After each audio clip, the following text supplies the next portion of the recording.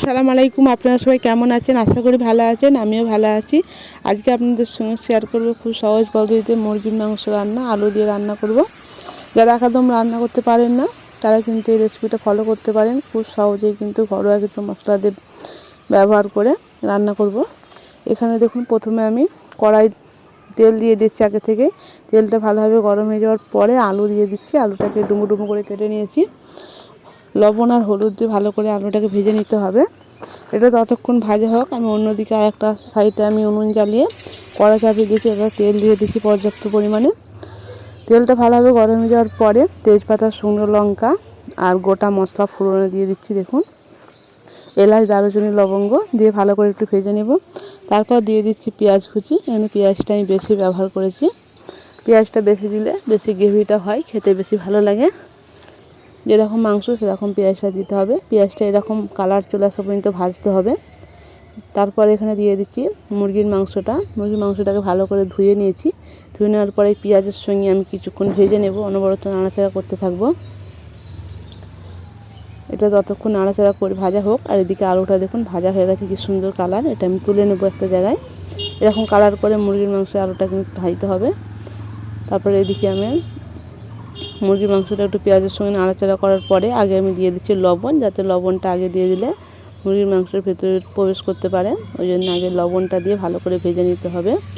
দেখুন, ভাজা কিন্তু আমার হয়ে গেছে, একটু কালার চেঞ্জ হয়ে গেছে, তেল ছেড়ে আসছে। এবার এখানে দিয়ে দেবো আদা রসুন বাটা আর কাঁচা লঙ্কা একসঙ্গে আছে, আর জিরে আছে, গোটা জিরে, আদা রসুন, কাঁচা জিরে, গোটা জিরে আর কাঁচা লঙ্কা আছে একসঙ্গে। তারপর টমেটো কুচি দিয়ে দিচ্ছি, এখানে 2টো টমেটো দিয়ে দিলাম। এবার এখানে ভালো করে আমি আবারও নাড়াচাড়া করে মিশিয়ে নেব। 2-3 মিনিটের মতন এরকমভাবে নাড়াচাড়া করে নিতে হবে। এখানে এখনও পর্যন্ত আমি মশলা দেবো না। এবার দেখুন, এরকম মাখানো হয়ে যাওয়ার পরে কিছুক্ষণ নাড়াচাড়ার পরে আমি এখানে মশলা দিয়ে দিচ্ছি লবণ স্বাদ অনুসারে। লবণটা তো আগেই দিয়েছি। হলুদ, লঙ্কা গুঁড়ো দিয়ে, ধনিয়া গুঁড়ো দিয়ে দিচ্ছি, জিরা গুঁড়ো দিয়ে দিচ্ছি। এই কটাই মশলা দিয়ে ভালো করে এবার কষাতে থাকবো। আঁচটা কিন্তু মিডিয়াম ফ্লেমে থাকবে, একদম লো ফ্লেমে রাখা যাবে না। মুরগির মাংস যদি তাড়াতাড়ি সেদ্ধ হয়ে যায়, লো ফ্লেমে রাখলে কি হয়, মুরগির মাংস ছেড়ে ছেড়ে আসবে, তখন কিন্তু খেতে বেশি ভালো লাগবে না।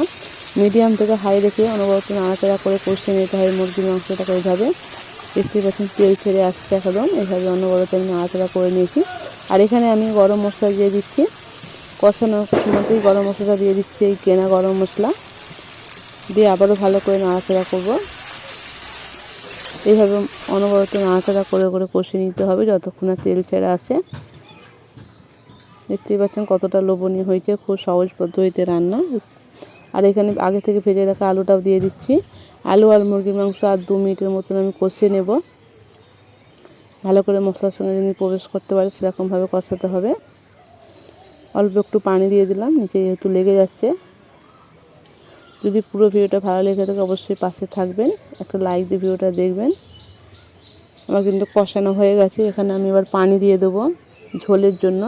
ঝোলটা কম বেশি আপনারা বাড়িয়ে কমিয়ে নিতে পারেন। আমার যতটা ঝোলের দরকার ততটাই কিন্তু আমি পানিটা দিয়েছি। দিয়ে ভালো করে নাড়াচাড়া করে ঢাকনা দিয়ে মিডিয়াম আঁচে 10 মিনিটের মতো রান্না করে নিতে হবে। 10 মিনিট পরে আমি ফিরে আসছি। দেখুন, 10 মিনিট পরে ফিরে এসেছি। 10 মিনিট রান্না করার পরে এখানে আলু সবই মোটামুটি আমার সেদ্ধ হয়ে গেছে। তারপর উপর থেকে আমি ধনেপাতা কুচি দিয়ে দিচ্ছি। ধনেপাতা দিয়ে আবারও ভালো করে নাড়াচাড়া করে দেবো। তার আগে দিয়ে দেবো এখানে মিট মশলা দিয়ে ভালো করে নাড়াচাড়া করে ঢাকনা দিয়ে রেখে দিতে হবে 2 মিনিটের মতন। তারপর কিন্তু গ্যাসটা বন্ধ করার পরে কিছুক্ষণ পরে পরিবেশন করবেন, তাতে কিন্তু টেস্টটা সুন্দর আসে। আমার কিন্তু রান্না হয়ে গেল খুব সহজ পদ্ধতিতে মুরগির মাংস রান্না আলু দিয়ে। একবার এইভাবে রান্না করে দেখবেন, টেস্টটা কিন্তু অসাধারণ হয়েছে। খুব কম সময়ের মধ্যে এভাবে রান্না করলে ভালোই লাগবে খেতে। এখানে ভিডিওটা আমি শেষ করছি। সবাই ভালো থাকবেন, সুস্থ থাকবেন।